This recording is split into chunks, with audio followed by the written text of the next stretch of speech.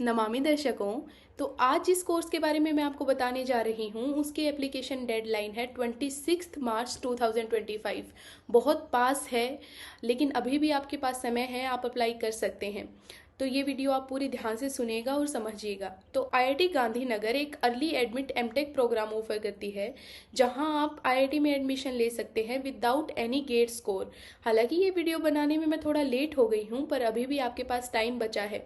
तो इसकी अप्लाई करने के लिए डेडलाइन है 26 मार्च। उसके बाद 6 से 8 अप्रैल के बीच में आपको एक अनाउंसमेंट मिल जाएगी शॉर्ट लिस्टेड कैंडिडेट्स की।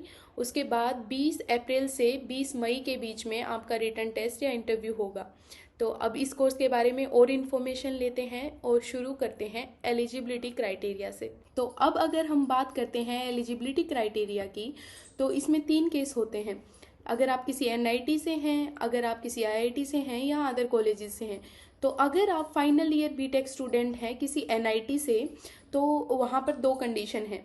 आपकी सीपीआई या सीजीपीए के बेसिस पे आपका एडमिशन होगा, और उसके लिए कंडीशन ये है कि अगर आप जनरल ईडब्ल्यूएस या ओबीसी से हैं तो आपकी सीपीआई 8 से कम नहीं होनी चाहिए, इससे ज़्यादा होनी चाहिए। अगर आपकी कैटेगरी एससी या एसटी है या पीडब्ल्यूडी है, तो आपकी जो सीपीआई है वो 7.5 से कम नहीं होनी चाहिए, उससे ज़्यादा होनी चाहिए। अब अगर बात करें कि आप किसी आईआईटी से हैं, तो उसके लिए क्राइटेरिया ये है कि आपकी जो सीपीआई है या सीजीपीए है वो 6 से कम नहीं होनी चाहिए, 6 से ज़्यादा होनी चाहिए। अब तीसरा केस ये आता है कि आप किसी एनआईटी या आईआईटी से नहीं हैं, आप अदर कॉलेजेस से हैं। तो यहाँ पर आपको एक 50 to 60 कॉलेजेस की एक लिस्ट है। उसमें अगर आपका कॉलेज है तो आपके लिए क्राइटेरिया क्या है कि आपकी जो रैंक है वो पूरे डिपार्टमेंट में टॉप 5 में होनी चाहिए। यानी आपकी रैंक टॉप 5 होनी चाहिए, आप टॉप 5 रैंक होल्डर्स में होने चाहिए। अगर आपकी कैटेगरी है जनरल, ओबीसी या फिर ईडब्ल्यूएस। वहीं आप टॉप 10 रैंक होल्डर्स में होने चाहिए अगर आपकी कैटेगरी है एससी, एसटी या पीडब्ल्यूडी। तो ये था हमारा एलिजिबिलिटी क्राइटेरिया। अब बात करते हैं प्रोग्राम स्ट्रक्चर की और करिकुलम की। तो यहाँ पर अर्ली एडमिट एमटेक प्रोग्राम का जो करिकुलम है या प्रोग्राम स्ट्रक्चर है वो बिल्कुल सेम है रेगुलर एमटेक प्रोग्राम और करिकुलम के। तो यहाँ पर उसमें कोई डिफरेंस नहीं है। तो अब बात करते हैं फेलोशिप की। तो आपको 12,400 प्लस 3,000 फेलोशिप मिलेगी पर मंथ, अगर आपके पास एक वैलिड गेट स्कोर है तो। और आपको 6,000 पर मंथ फेलोशिप मिलेगी अगर आपके पास कोई गेट स्कोर नहीं है। इसके साथ साथ एक इंटरेस्टिंग पॉइंट ये है कि आप अपनी स्टाइपेंड को बढ़ा सकते हैं, इंक्रीज कर सकते हैं अगर आप गेट देते हैं। यानी अगर आप गेट के लिए अपीयर करते हैं और आपका कोई वैलिड गेट स्कोर आ जाता है तो आपकी स्टाइपेंड को आप इंक्रीज कर सकते हैं। उसके बाद बात करते हैं एप्लीकेशन और एडमिशन प्रोसीजर। तो अब अप्लाई करते टाइम आपको ये ध्यान रखना है कि जितना भी आपका एप्लीकेशन वाला प्रोसेस है वो सारा ऑनलाइन मोड में होगा।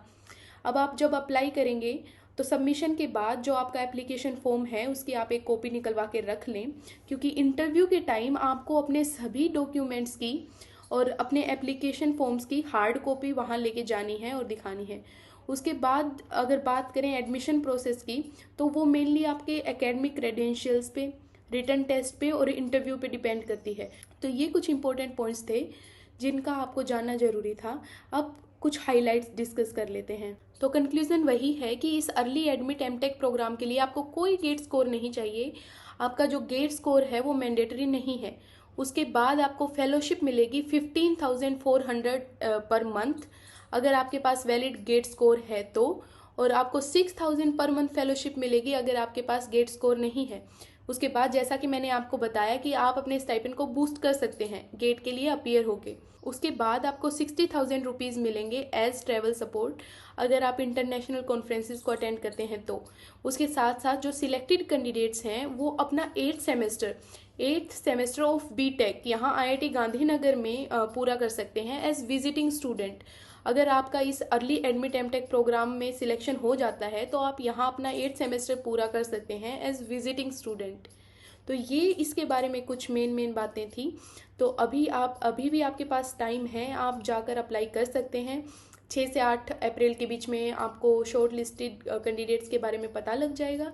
उसके बाद 20 अप्रैल से 20 मई के बीच में आपका रिटन टेस्ट या इंटरव्यू होगा। तो अगर इसके बारे में आपको और इन्फॉर्मेशन चाहिए तो आप इसकी ऑफिशियल वेबसाइट पे जाकर चेक कर सकते हैं, वहाँ अच्छे से आपको डिटेल्ड इन्फॉर्मेशन मिल जाएगी।